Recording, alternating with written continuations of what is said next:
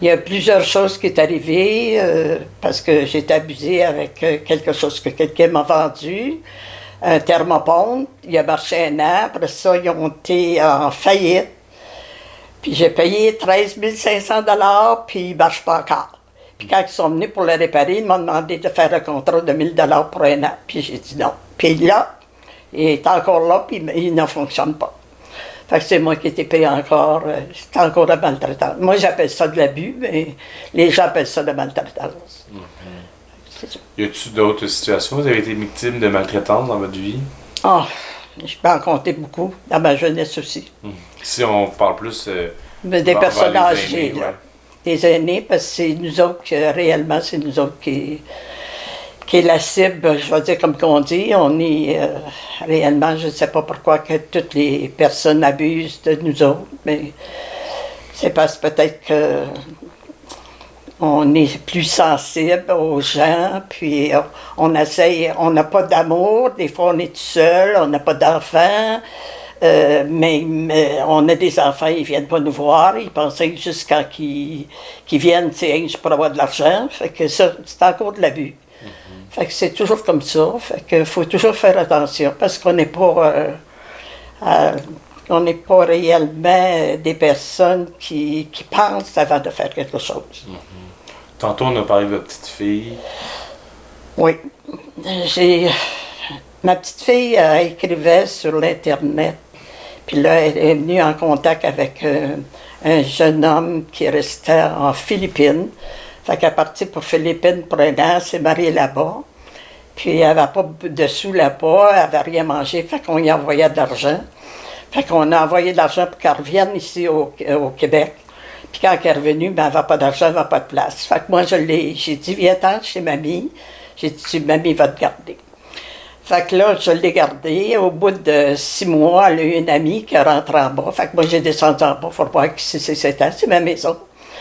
Fait que son ami m'a demandé comment ça allait avec ma petite fille. J'ai dit, ça va très bien, mais j'ai dit, elle fait beaucoup de cadres avec toutes sortes de choses. Puis j'ai dit, c'est plein en bas, puis j'ai dit, ça va tout faire des trucs, tout ça. Puis j'ai dit, je vais être encore obligée de faire peinturer. Fait que là, moi, j'ai monté en haut, je me suis pas occupée. Fait que le lendemain matin, j'ai descendu en bas pour arriver, pour faire sortir son chat. Mais tous les cadres étaient partis, puis c'était tout plein de trous. Fait que j'ai remonté en haut.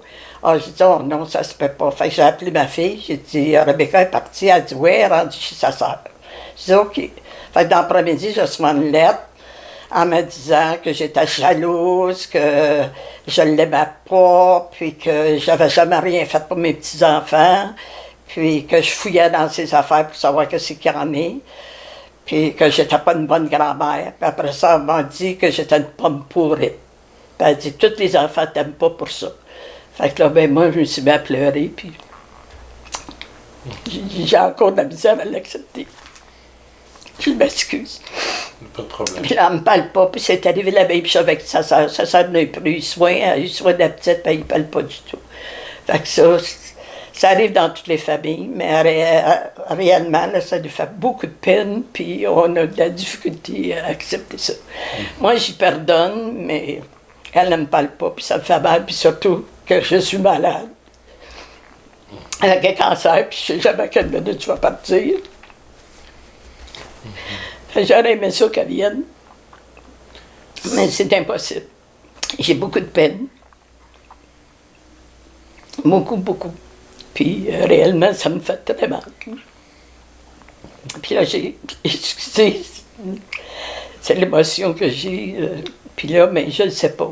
Avec le cancer que j'ai, je ne sais pas combien de temps qu'il me laisse à vivre. J'en ai voulu toutes les avoir. Je vais avoir 85 ans, là, puis je ne sais pas comment ça va finir.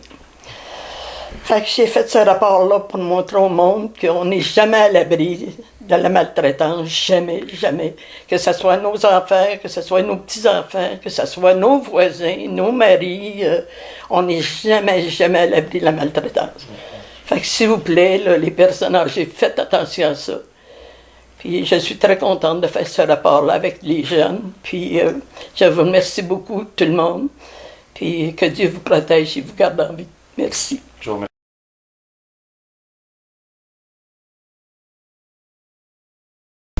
Le matin, je suis arrivée vers 8h30.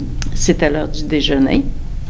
Et le monsieur, parce que c'était la madame qui était malade, le monsieur, il frappait sur le comptoir. « Je t'ai dit de manger, je t'ai dit de manger. » Puis là, il commençait à hausser le ton.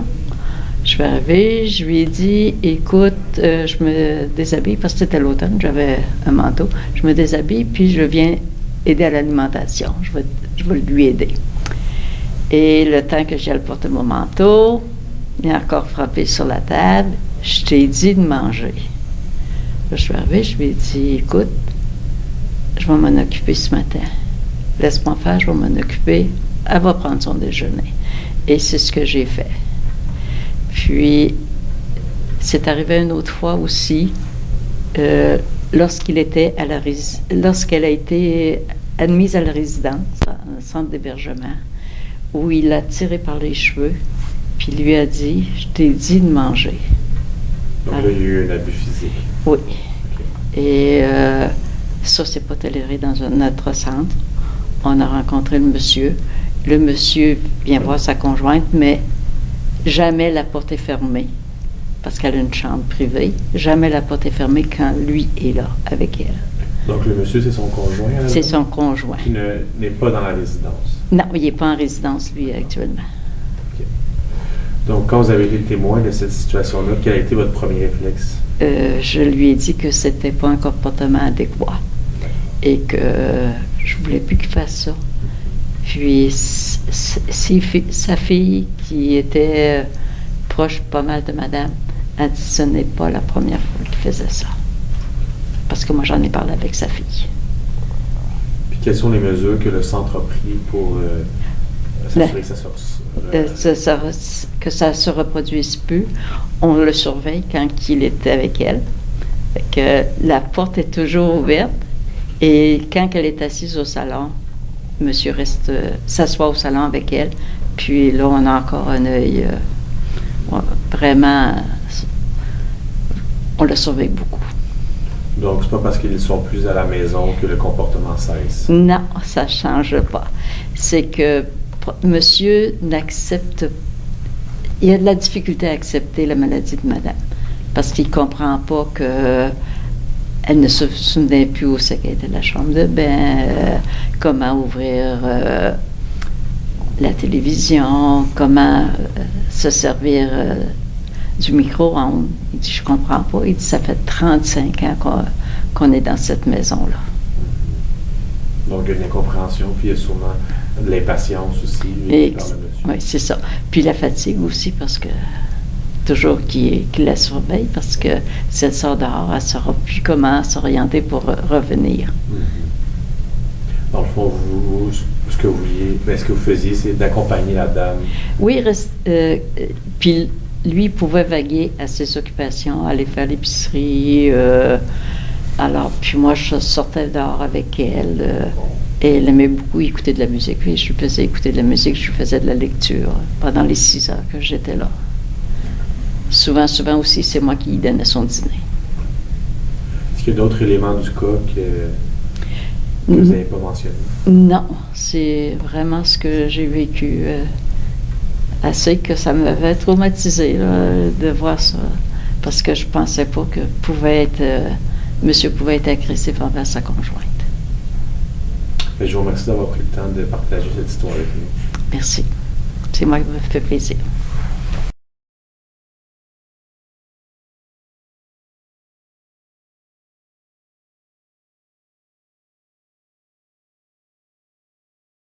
Un jour, j'arrive et je constate que le père est très grippé et apprend qu'il a prêté sa carte débit à son fils. Monsieur R. Je le sensibilise sur ce geste, mais il me répond que Monsieur R. était pour lui remettre cet argent encore une fois. Je retourne chez le père quelques jours après. Je constate que dans son livret de caisse, Monsieur R. a sorti le maximum, soit 500. Et le père de répondre qu'il lui avait autorisé seulement 200. Je lui demande s'il veut déposer une plainte auprès du service de police, mais le père, il ne peut pas faire ça à son fils Écoute, pour lui, c'était très, très difficile. Fait que il a refusé complètement. Fait que par la suite, le père se plaignait souvent de douleurs à l'abdomen. Il m'a appelé une couple de fois. Je me suis rendu à l'hôpital avec lui. Et en fin de compte, j'en ai parlé avec le médecin. Mais le médecin m'a dit, écoute, le monsieur, il a mal à l'abdomen et c'est là que je vais l'examiner. 3 jours plus tard, on était encore à l'urgence. Le temps passe sans grand changement, à l'exception que l'abuseur, comme toujours, continue toujours son ravage. Lors d'une visite en l'absence du père, la mère m'informe que son père est très dépressif.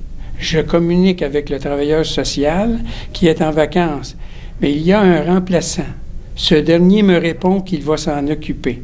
Malheureusement, trop tard.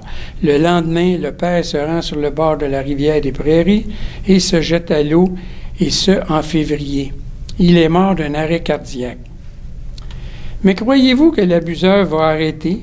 Car tant et aussi longtemps qu'il sent qu'il peut encore puiser, siphonner, il va le faire.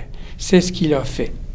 N'ayant plus accès au compte de banque, et comme la mère vit seule, M. R. devient de plus en plus exigeant en prenant le contrôle du logement, et ce par le coucher, la nourriture et les médicaments que la mère prenait. Cela a duré environ 2 ans, mais son état devenait plus critique. La travailleuse sociale lui a trouvé une résidence et moi je me suis occupé de son budget. Et ce fut la fin de cet abuseur. Nous ne l'avons jamais revu, même à la mort de sa mère. L'abuseur n'avait plus rien à en tirer de ses parents.